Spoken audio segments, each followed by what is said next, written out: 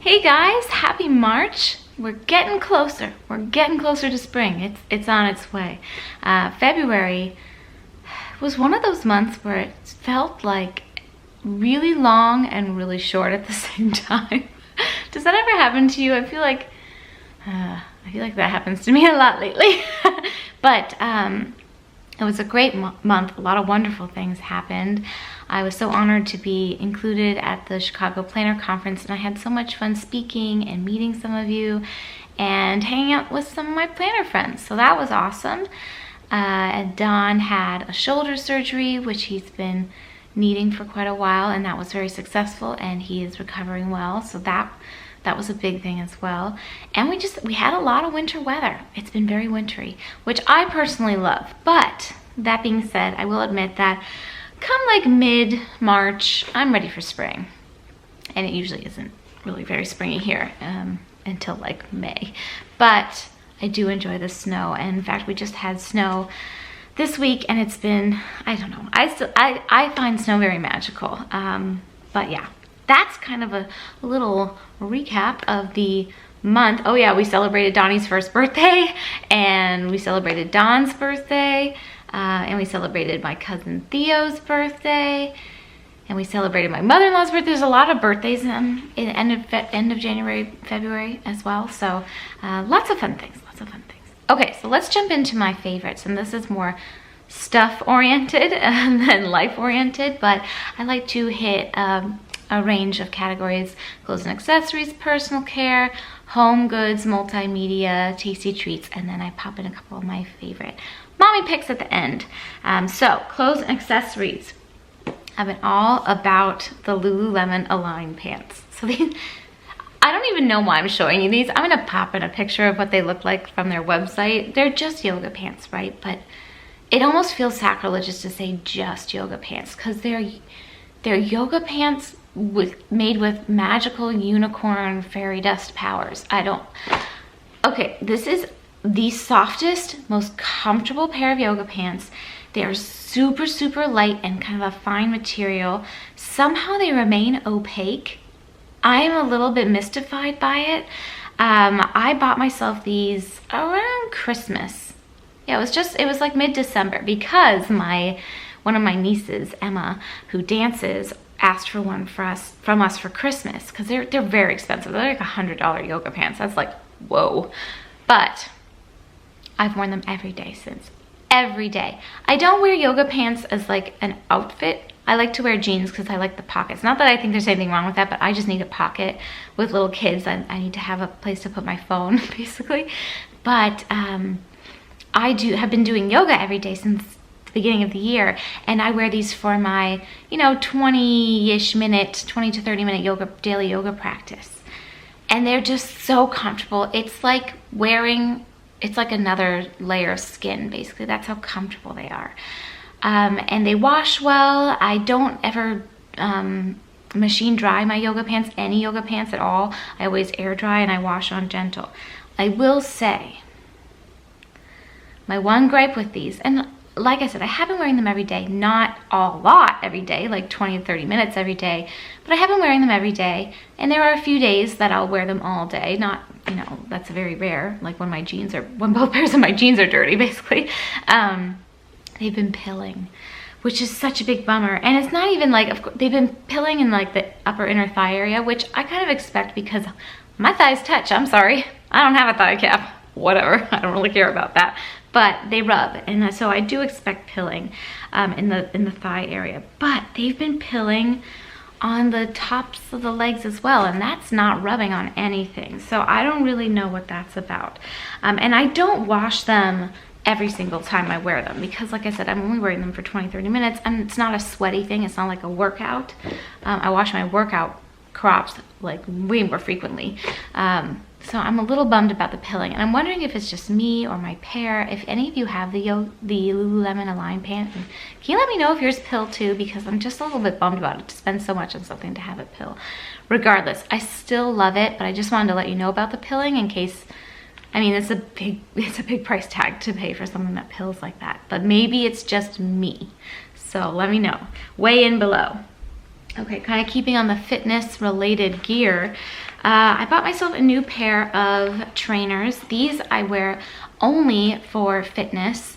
I like to keep my gym shoes separate from any sneakers I might wear outside because we have a little gym like room in our house, and then I'm hoping to get back to the gym to do like fitness classes, probably maybe this summer even, depending on schedules and things.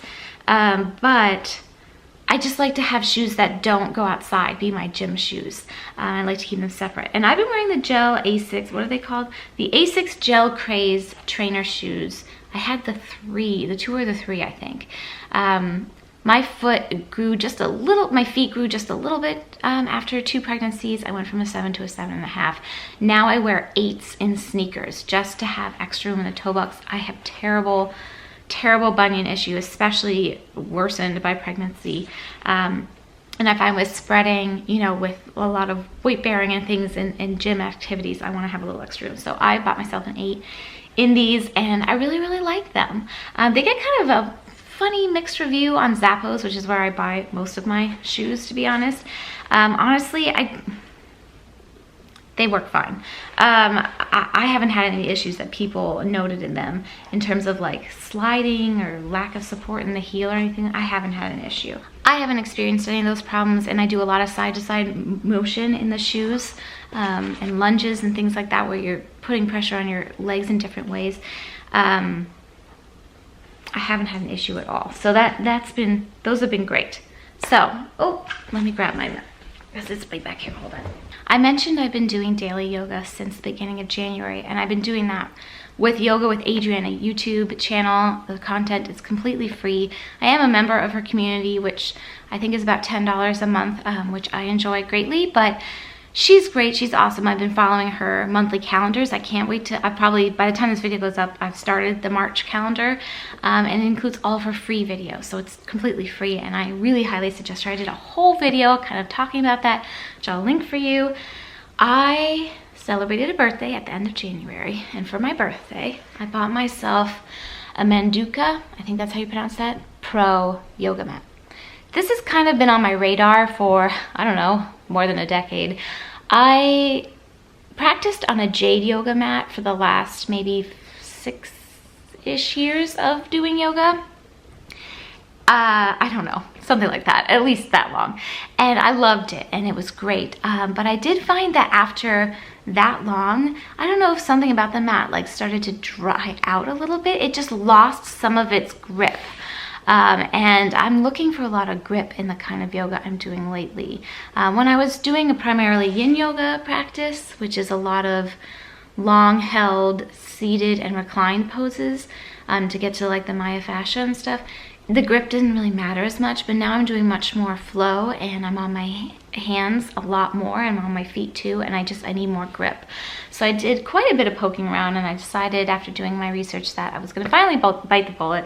These are pricey mats. I mean, a good yoga mat will cost you, I can't remember exactly how much this one costs, but I'll have a link to this and anything else that I talk about below. I love it. So a lot of people complain about whatever coating, factory coating that comes, you know, when you first get the mat, it has a bit of factory coating left on it, which most yoga mats or Pilates mats or exercise mats will, and it just takes a while to wear off. Manduka suggests doing a salt coating on it, and they have a whole video on it. It's very easy. You basically rub some sea salt onto it and leave it on for 24 hours, and then take it off. And that helped a lot, and honestly I've been practicing on it now for 4 weeks, and I feel like it's perfect. I do practice on it every day, but a very short practice, and I absolutely love it. I will say it's very firm compared to my jade yoga mat. Depends on the thickness of the jade yoga mat that you buy. They have different thicknesses. I have both the thicker one and like the regular one. This is firmer, but it's still very plush. It has a great grip, and I feel like it's much easier to clean. It's less porous. I still love my jade yoga mat, and I have a travel one that I like to travel with, but this is my new at-home mat. This I would not travel with because it weighs a ton. It is heavy duty. But why I really wanted to get that one in addition to the grip, was the longevity. Like I said, I love my jade ones, but they started to wear out. They were like actually literally wearing out, the two I have. And especially like around where the hands go and where the feet go. So yeah, I'm hoping that this stands the test of time. We'll see. Even if I only get another 5-6 years of use out of it, that's a lot. That's a lot, especially if I'm, and I moved into a more daily practice, a more active, involved practice, and I'm hoping to keep up with that. So there, that's my personal care favorite. I guess you could call it an accessory, but to me, yoga is not for fitness. To me, it's for personal care. It's self-care, and it's been amazing. For home goods, I'm pretty sure I've talked about this before. My Dyson V8 stick vacuum. I've had this for a few years now. This isn't, apparently, I'm sorry, a lot of the things I'm talking about today are very pricey. When I bought this, I actually bought it because it was $100 off at Target. I remember this specifically. And it had been kind of on my radar for a while, but I was like, ooh, I looked at the price tag. I was like, I don't really need another vacuum. I have like a canister vacuum that we use a lot, but especially with little kids and vacuuming more frequently, I wanted something cordless so I didn't have to worry about the cord while I was vacuuming, and something light that I could take up and down the stairs and do the stairs with, that I could use like in the cars, and I could use on the couch and all that sort of stuff. So when I saw it $100 off at Target, and it's not currently that price, but it was at the point that I bought it. Well, like I said, I'm pretty sure I've talked about this vacuum before, but I want to mention it again because I literally use this 1 to 2 times a day now. Mainly just for crumb management. With a 1 and a 3-year-old, there's just a lot of crumbs. But it's great for the couch. And it's just such an amazingly powerful machine. We have mainly hardwood floors with some area rugs. Works great on hardwood, but I will say it works great on rugs too. We have kind of a deeper pile wool rug downstairs, a really large one that it handles like a champ.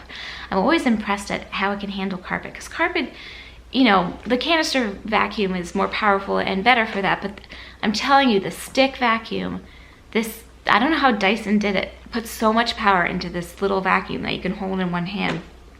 It's amazing, and I just had to mention it again because I absolutely love it. Okay, multimedia. I realize I haven't consumed a lot of media this month, aside from listening to the Sound of Music soundtrack on repeat, because Charlotte's been obsessed with that lately. So anytime we're in the car or just singing around the house, that's what we're listening to. But I did buy myself the Breathe magazine. Now, I bought one of these around this time last year when I was doing my vision board for the year. Which I love this prompt. It's part of the One Little Word project that I've talked about before. And I really enjoyed reading that magazine. And I just never bought it again. Like, it's very hard for me to find. I can only find this at Barnes & Noble, and I literally go to Barnes & Noble like twice a year because I do all of my book buying shopping on Amazon. But I went back to pick up magazines to do my vision board for this year, which I just finished, and I just love how it turned out. In fact, I'll probably, if I haven't already, I'll put a picture of that up on Instagram. And I just wanted to mention this magazine. I don't take time to read magazines much anymore. I used to be like a magazine fanatic when I'm in my youth. But it's not high on my list of things to read. But when I reach for a magazine, I want to read this one. I just read through they had like a well-being special magazine, which I cut up for my project, for my vision board, so I don't have that to show you. Haven't actually read this one yet. This is the, I don't know, issue 17. I'm guessing this is whatever current time of year this is. It's the one that's currently available, at least. But it's just a really nice collection of articles and stories and beautiful photos and pictures, artwork. I just really like the aesthetic, to be honest. And then I also really like it's kind of a little touchy-feely, I guess you could say. But it's just, I don't know, I find it very calming, and kind of like the title, Breathe. It's kind of like reading is a deep breath. So lately I've just been taking to reading a little bit before I go to bed. I'm trying to get back into a regular reading practice, and I find that when I get out of a regular reading practice, picking up a magazine like this helps, because I just read 1 or 2 articles, it's 5 or 10 minutes, and then it kind of gets the ball rolling with that. So I had to mention that. And then In terms of other media, the person I've been watching the most lately on YouTube, and again, I feel like I've talked about her before, I might not have, I can't remember, is High Carb Hannah. And I really, really love her What I Eat in a Days, and that's what she's been filming lately. She is plant-based, well, she's vegan. She identifies as vegan, both like lifestyle and diet-wise. And I just really like her kind of vibe. It's very low-key, it's very easygoing. But she makes the most amazingly delicious looking food, and it inspires me so much to eat healthier and try better with eating cleaner. I feel like I've fallen back into a bit of a junk foody kind of rut in the last month. Just stay tuned for my Tasty Treats pick. But watching her videos is definitely motivating me to kind of expand on my cooking a bit and try to incorporate some more fresher, healthier options. So I just wanted to mention her here. All right, but that aside, going back to the unhealthy, I discovered Hippies. These are so good. These are so good. They're a plant-based snack. It's basically like a plant-based cheesy puff. I don't know how else to describe it. This is the vegan white cheddar flavor. This and the, what's it called? I wrote it down. Bohemian barbecue are my two favorite flavors. In fact, they're the only two flavors I've tried. I have to be very careful not to buy these very often. It's really a special treat. Like I said, I've been a little bit in a junky food kind of phase the past month. It was just a busy month, and I tend to eat less well when I feel like my brain is busier in other areas. When I need a little junk food fix, and I know I shouldn't do this, I know that, but sometimes you just need a little chip or something. These are basically chips, okay? I'm not gonna sugar, just because they're vegan doesn't mean they're healthy at all, but they're delicious. And they actually do pack a bit of a protein punch because they are made out of chickpeas. The ingredients are chickpea flour, rice flour, sunflower oil, tapioca starch, and then a whole bunch of different flours and seasonings and things like that. But it's 4 grams of protein in 1 ounce of this, which is kind of a lot. You can't get that in a chip. And it's 3 grams of fiber, 12% of your daily intake per serving. So they do give you a little bit of something, but it's a chip. But this is a treat, and it is tasty, and I had to mention it. Last but not least, my mommy picks. I didn't bring this up because it's all laid out downstairs and I didn't want to disrupt it, but we threw Charlotte a Frozen themed birthday party. Did a whole video if you want to check it out. It was super cute. She had so much fun, and I bought some Frozen themed activities for the kids at the party, and one of those was this, now what do they call it? The 7 wood puzzles that came in a box, Frozen themed puzzles. And Charlotte has been an absolute Frozen kick lately, like super obsessed. She wears her little her Elsa dress like almost every day. It's so cute. But she's been loving the puzzles, and I think puzzles are a really nice kind of toy option because they stimulate the mind, and they're inclusive. Like, she likes to do them with me or with Dawn and have it be kind of a family thing. And it's a really nice quality wooden puzzle. It comes with 7 different puzzles. They're all Frozen themed, and they're numbered on the back so you can like figure out which piece goes to which puzzle. They do come in a box with separate little compartments, but there's not a compartment for each puzzle. The packaging is a little weird, to be honest, but the puzzles are great, and it's a wonderful price, and it's an awesome gift for a Frozen lover. And my 3-year-old can do them. She loves them. She loves them. It's a great toy option. And then for Donnie, this is actually a birthday gift that he got from friends of ours. And these are really cool books. I'd never seen these before. These are the block books, and this is the Alpha block and the Counter block. These are the 2 I have, that we have. They're not mine. They're for the kids. But they're really, really cool books. I really like the graphics, how they're designed, and kind of the interactive pieces. So this one goes through the alphabet, right? And they're cute and quirky, and just really, really cool. And they're nice and big and easy to turn the pages. So my just 1-year-old can easily flip through them. He's in a real book phase right now. Do you see how cute this is? These are so cute. And they make some other ones too. There's like a city one and a building one, and I thought I saw there was a Star Wars one. Anyway, that is all for my favorites this month. I hope you guys enjoyed seeing what we've been loving, what I've been loving and my kids have been loving. And I'd love to hear what some of your favorites have been, if you care to share. I've got the spring fever purge bug real bad, so I'm probably gonna have some spring cleaning, spring purging kind of videos for you this month in March. I hope that's my plan at least, and I'm excited to get into that, dive in and share with you, and hopefully inspire you to dive in as well. So let's KonMari everything. Let's do it. All right, you guys, thanks for watching. Take care. Bye.